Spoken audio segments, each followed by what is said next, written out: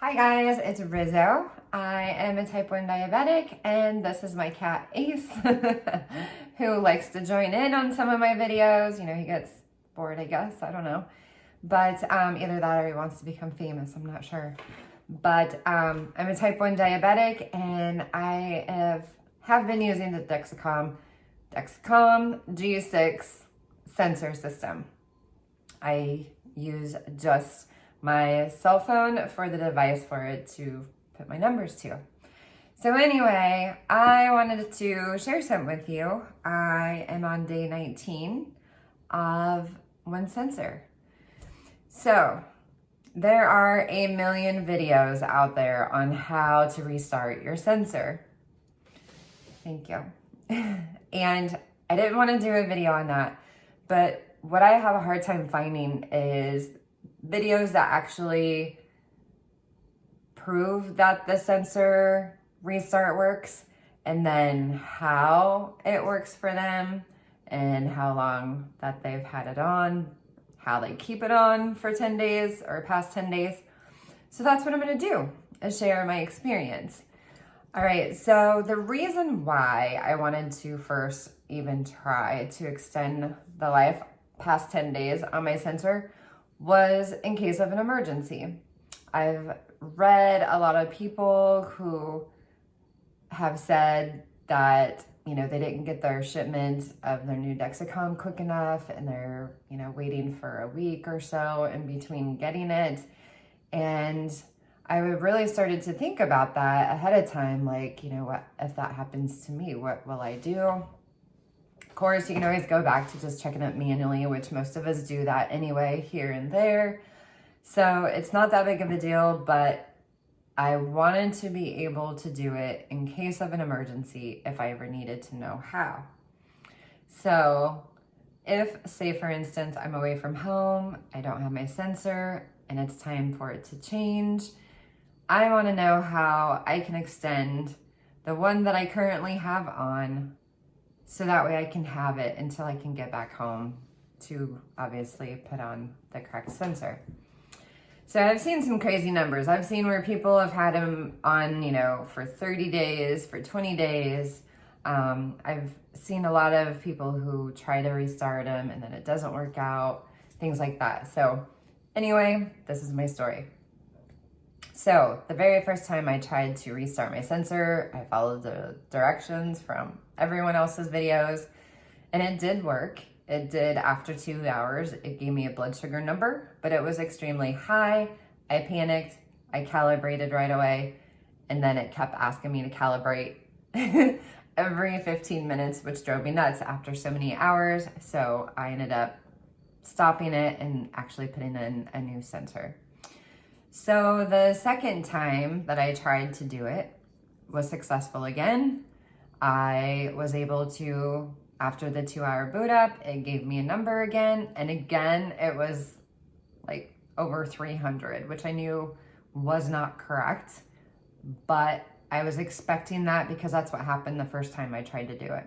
So instead of panicking like I did the first time, I just left the system alone. I didn't calibrate. I just, you know, kept an eye manually on my blood sugars and, you know, on how I felt until I could get it within reason. So after 2 or 3 hours of letting it do its thing, I noticed it had the sideways arrow on there, which of course just means it's kind of steady. So it was no longer coming down closer to where it needed to be to match my actual blood sugar. So what I did was I calibrated by 20 points down each time.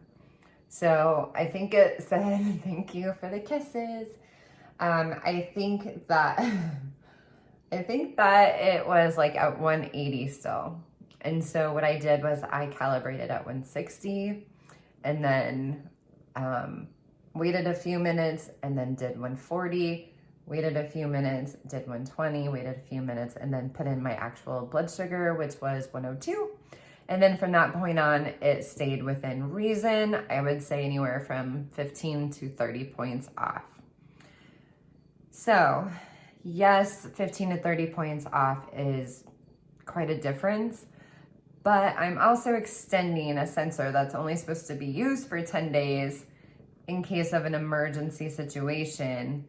I want to know if it works. So I'm okay knowing that it is that amount off, and just to watch it closely if I get too low or if I start going too high. So that part of it has been great. I would say the first few days after extending it, it worked pretty normal, and I didn't really start having some like errors until about the 3rd or 4th day. So the errors that I started receiving in course are sensor errors that say you're not going to have any readings for for up to like 3 hours to contact support and all that stuff. So I just leave it alone, and eventually, so far, it has came back on every single time. Now, sometimes it only takes 5 minutes, sometimes it's taken a half hour, sometimes an hour, sometimes an hour and a half. I've never had to wait the full 3 hours, but it definitely, takes a little bit and it would come back on. So I'm getting a lot of those. So I figured I would show you that error that I'm getting, because I did take a screensaver shot of it so I could show you, and I'll hopefully put in the video.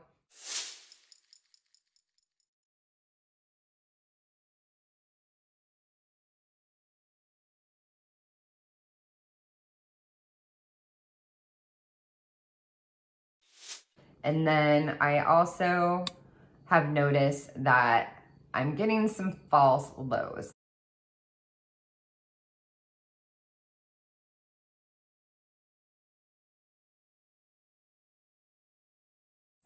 Now, typically you can get false lows on a normal first 10 days of your sensor. Like if you're laying on it and you wake up in the middle of the night with a really low, sometimes it can be caused just from you compressing it, they say. And I have had that happen. But in this situation this morning, it was not. So I was not laying on it. All of a sudden, out of the blue, my alarm goes off, and I have my low alarm, I think, set at 80 or 85, I can't remember. But it didn't go off at 85 or 80. But the alarm went off as a low. So I think my low is I think it's supposed to go off at 70. So anyway, I woke up to an alarm. I looked at it, it said 61. The lowest I've ever been is 41, which was a true 41. But, so what I did was, instead of panicking, of course, I went ahead and just checked my blood sugar manually. And of course, it was showing I was at 85. So I was in the process of going low, but I wasn't as low as what it said. So I went ahead and recalibrated, obviously had a snack, and then was back on trail again for it being within reason. So that's about the only issues I've had. Tomorrow is going to be day 20, and I will remove it. I'm not really wanting to see if it'll extend past another 10 days. Like I said, just doing this as an example for myself to know that I can do it if I need to in case of an emergency. And that's pretty much it. So the only other issue I can honestly say that I started having is, of course, being able to keep the Dexcom on past the 10 days. I know a lot of people struggle with, having it stick to your body for the full 10 days. Typically, I've never had that issue. No matter what tapes I use, I can typically keep it on for 10 days with no issue. I've had where the corners start to peel up, a little bit around the edges of the patches that I've tried and used, but I've never had a full one completely fall off or anything like that. So the 10-day hits, and I can definitely tell that I'm gonna need reinforcement. The edges are really starting to come up off the first set of patches. So I'm just gonna share with you what I have. So what I typically use is the minis from Pump Peels. So this company here, I ordered the little covers for my Dexcom. These are the minis. So it barely is bigger than what the Dexcom tape is that comes with the Dexcom sensor. And I like that because it's a good starting point. These work really well. I've had one really kind of come off halfway when I forgot that I had it on and took a hot bath, and it soaked for like an hour underwater because I forgot it was even on me. Now that day, it didn't stick very well and I had to reinforce it right away. But typically if I just take like a shower and I'm not soaking it in water for a long period of time, I have no issues and they last the full 10 days. So I put this on day 1 from putting on a sensor. So then what I noticed on day 10, when I restarted my sensor, was it obviously wasn't gonna stay put, so I needed reinforcement. So I also buy from another company called Skin Grip. And these are also some of my favorites. And theirs look like this. They come in different colors. It's a little bit different material, but I love them. Like seriously, I do love these. Not affiliated with Dexcom or any of these patches, by the way. So this one's a little bit bigger than this. So I have this one on my Dexcom. Make sure I do this puzzle right here, and my cat is chewing on my arm. Ow. Okay, so now you can see that the Skin Grip completely is covering my mini one. So that's what I do for reinforcement. When the first one doesn't stick, then I add another. Okay, so that's great. It's been staying on. Today is day 19. And I've noticed that even now my Skin Grip is coming up. Sorry, I'm gonna have to put him down because he's biting. So the Skin Grip now is starting to come up off the edges too. So this morning I was like, oh, I only got a day left and I don't want it to come off anymore because I know I'm gonna shower, exercise, you know, it's supposed to be warm today. So I had to do a third patch. So my third backup patch is actually called Not Just a Patch, different colors also.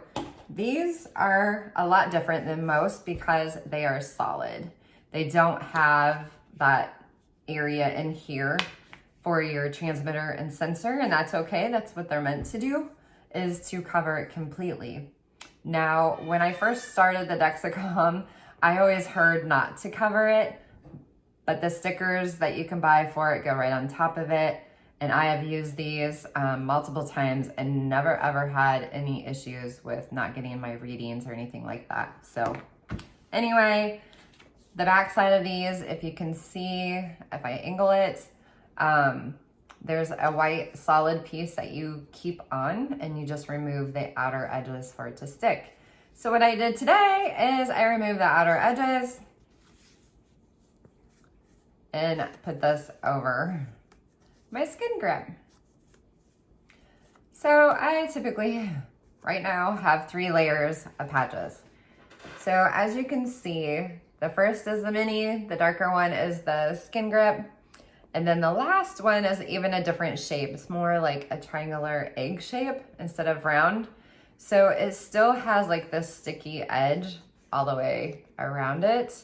Some areas are a little tighter fit, you know, but it still covers the other 2 that I currently have on. So this has worked for me. I literally, you know, have this on and I have, you can probably see the little black outline, but I have the black one on underneath from Skin Grip and then the Peels mini one on underneath that to make it last for the 20 days. So yeah, so that's my happenings right now. So if you guys have any questions on, you know, how to restart or keep a sensor on longer than 10 days, shoot me a question in the comment box and I'll definitely help you figure that out. No guarantees, but definitely it does work. You can restart your sensor. And You just have to know how to calibrate once it's done. Otherwise, that's what messes it up. Also, locations, of course, are all a little bit different. So, yeah, that's it. Hope you guys enjoyed, and I look forward to seeing what you guys have to say in the comments. Again, reach out if you need any help. I'll be more than happy to help you, and have a good rest of your day. Don't forget, hit the subscribe button and the like button if you want to, so you can see more of my videos. Thank you. Bye.